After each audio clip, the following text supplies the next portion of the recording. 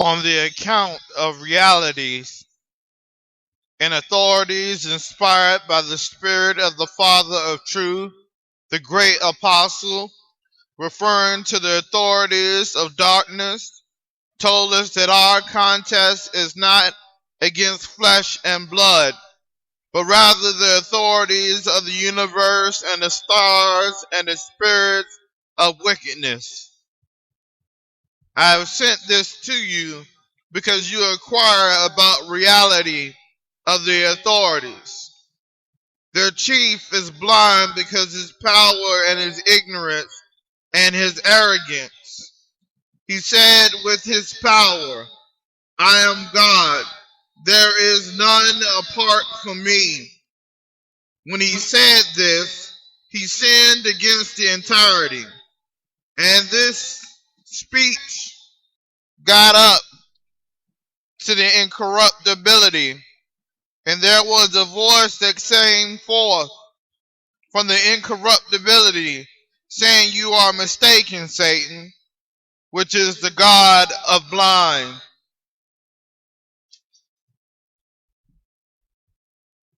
Now we can pretend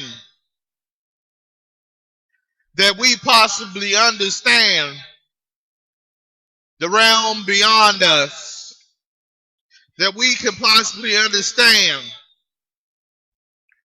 which God is the right God, which one to serve, which one to believe. Do we believe what our eyes say, or do we believe with the mental eye? Do we stand, or do we sit? Do we walk, or do we run? This question is a question posed by a man who has searched his entire soul for the defects within my soul, purging what is good and what is bad, hollowing out the soul so that the host of the Lord may enter and fill it. I have given my will to God. I have given my heart, my mind to God. I have given him my body, that he may use it in a fashion that he chooses. I call upon him because he is great and worthy to be praised. I call upon him, the teacher, the master, the father, the alpha, the omega, the beginning and the end. My Father, the one who has created breath inside of me, who has created a spirit inside of me that allows me to discern my environment, that allows me to see before things come to pass.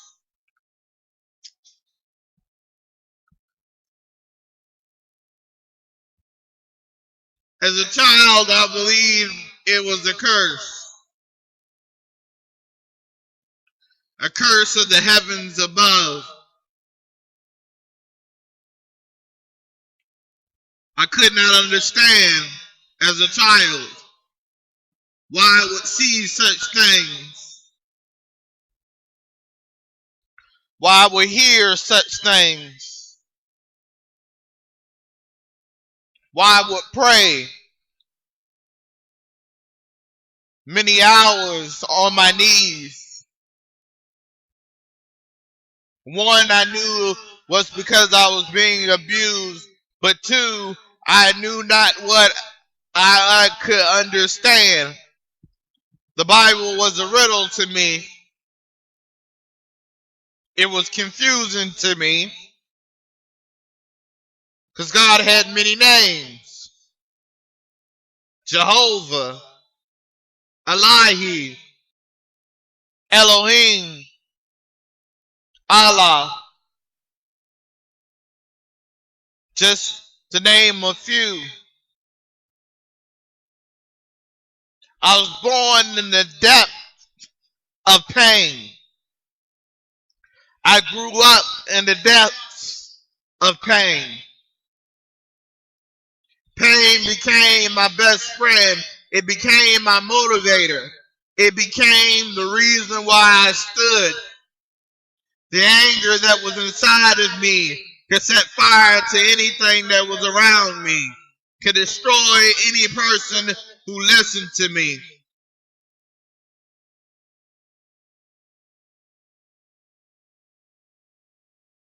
For I had the spirit of the devil incarnate inside of me, who began to rebuke anything that the Lord had said I would ignore.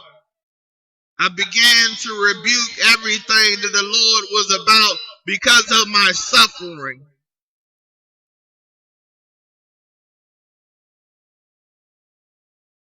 And then I figured it out, that my prayers were vain prayers, that I had to pray in the fashion that the Lord asked me to pray, silently. Or our Father who art in heaven, that I must pray for wisdom, for I was blind of the world and didn't understand the principalities and those who stand in authority of the world, those who turn a blind eye because they believe that that was what they're supposed to do. They were taught to do it.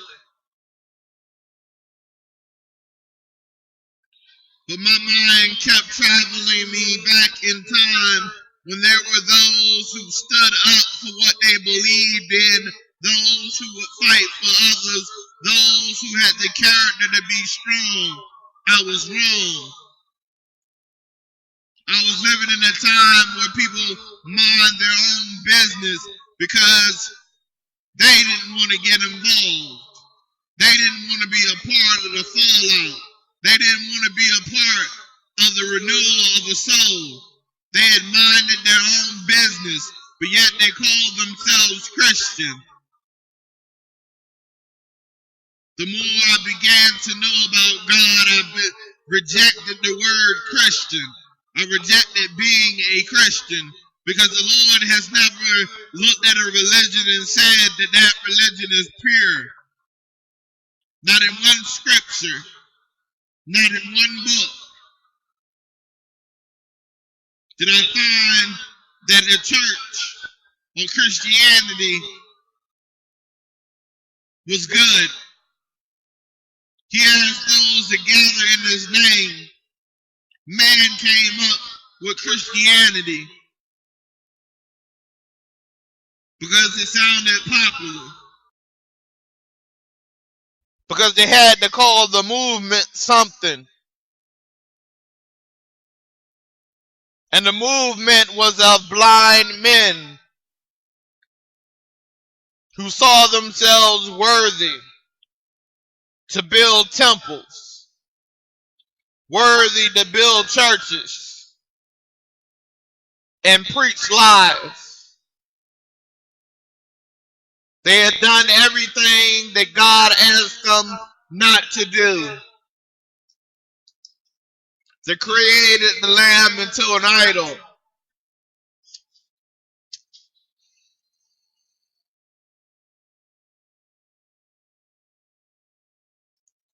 They turned hope into death.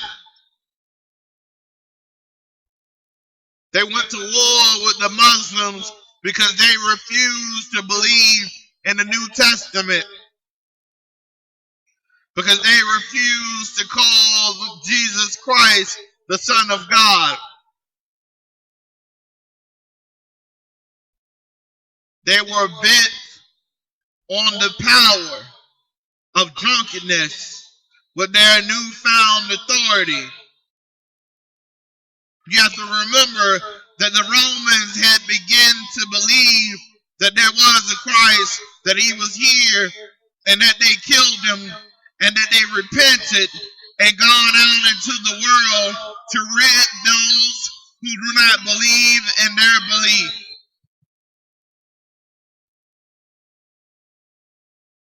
I had to begin to dig for my spiritual heritage. I had to remember Adam and Eve being my mother and my father. I had to believe that they were blind in the choice that they were making, that they were deceived to create a brand new world.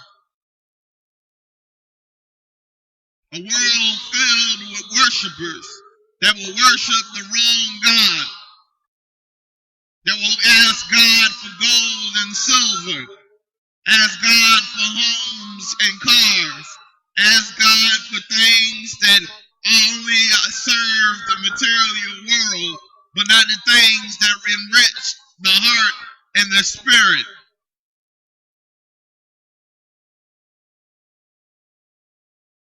I knew I stood alone.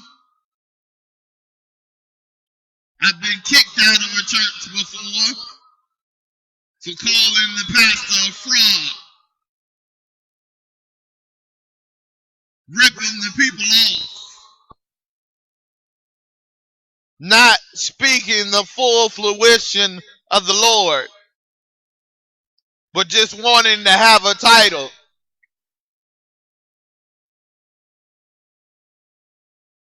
See, when I'm a rebel, I'm a rebel.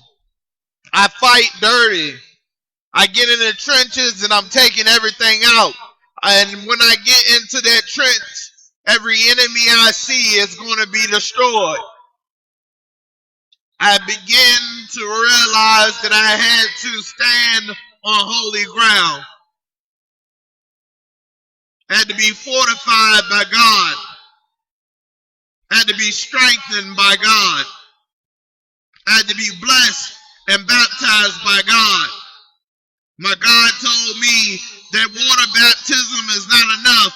Baptism by the fire is what you want. And the fire is pain of life. Yes, part of me is Buddhist because I believe that every living thing has its purpose. But because I believe that killing something is wrong. They belong to the nature of God. For God created the living, thus means that it shall remain the living.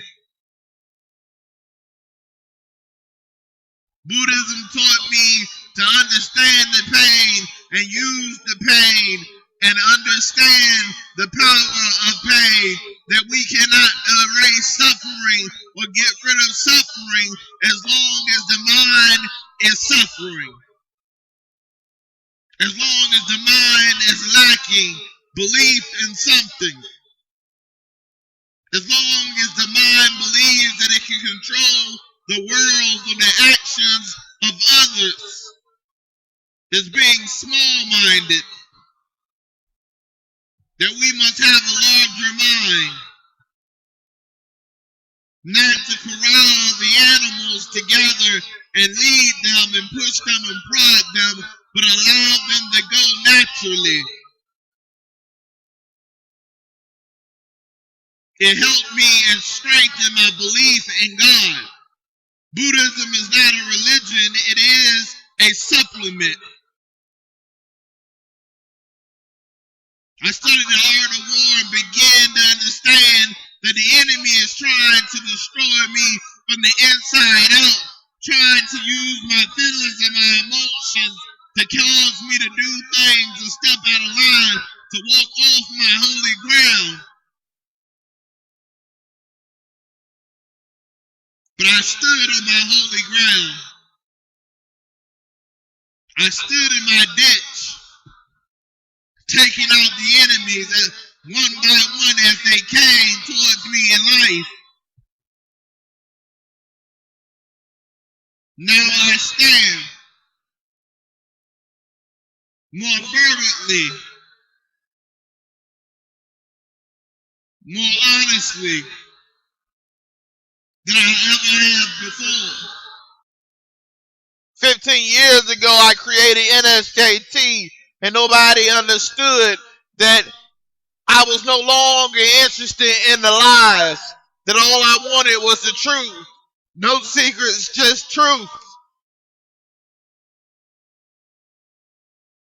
That I was creating something for my life that would protect me. They didn't understand the bubble of NSKT. They didn't understand that I would shoot you down right along with the enemy, because you are one with the enemy. You are trying to destroy what God has built on my holy ground. I cast no stones, but the arrows are straight to the heart.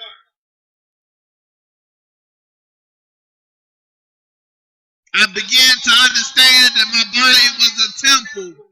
I began to understand that when Jesus said, I tore the temple open to reunite man with God, I realized that he was talking about me. I realized that he was ripping the temple open so that I may be able to pray and worship with God without another man saying that it was invalid prayer, that it was invalid belief in God. My holy ground was my protection. My holy ground was where I deserved to be. My holy ground was amazing. It was the power of strength.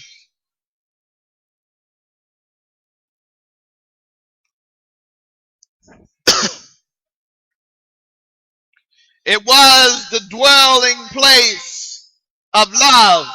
It was the dwelling place of courage.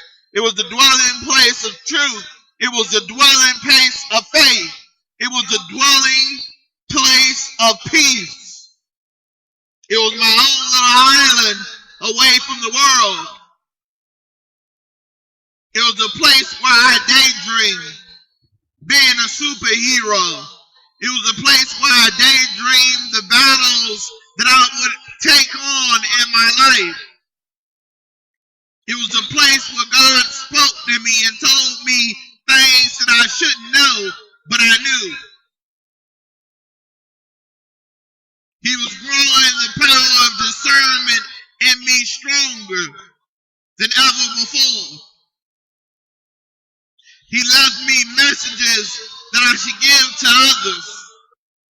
He gave me the ability to have those surround me and protect me.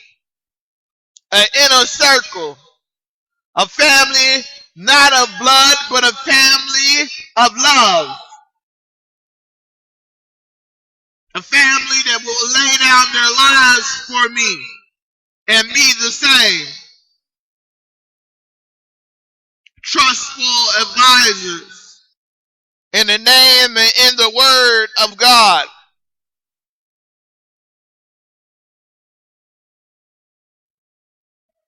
We may have our disputes about what God's real name is, Yahweh or Yahshua, but we work past that and begin to understand that we were created to do something.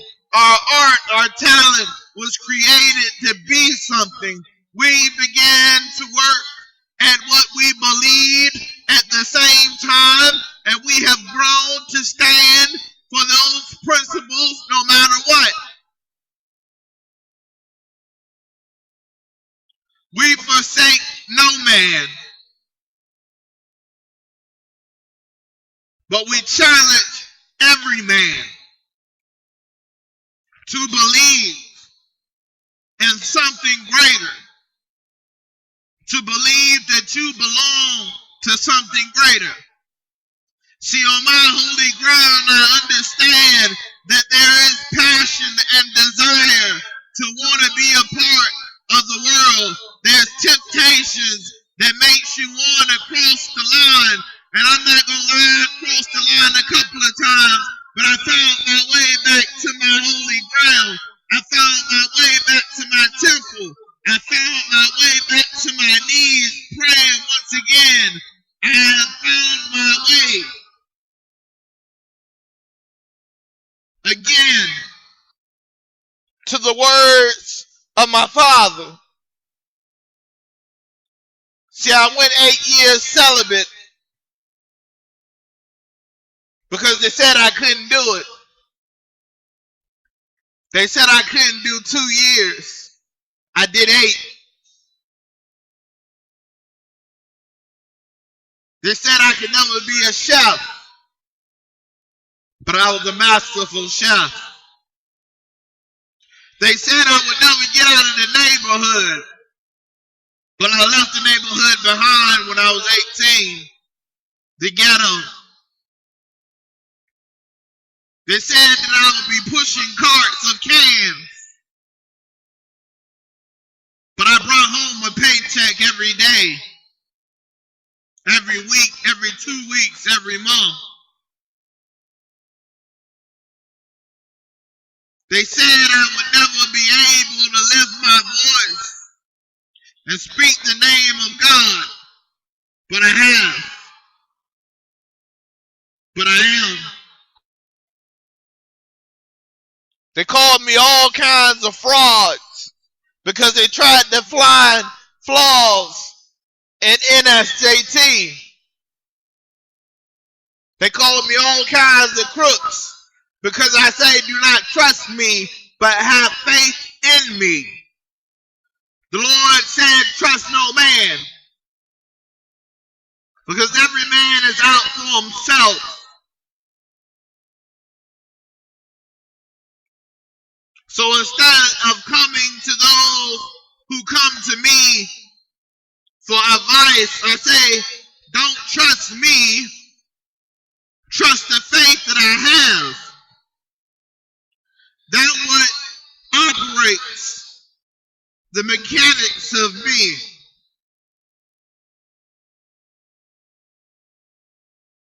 Trust no man, but have faith in me. I give advice from every side and every spectrum. From my side, from your side, and from the true side.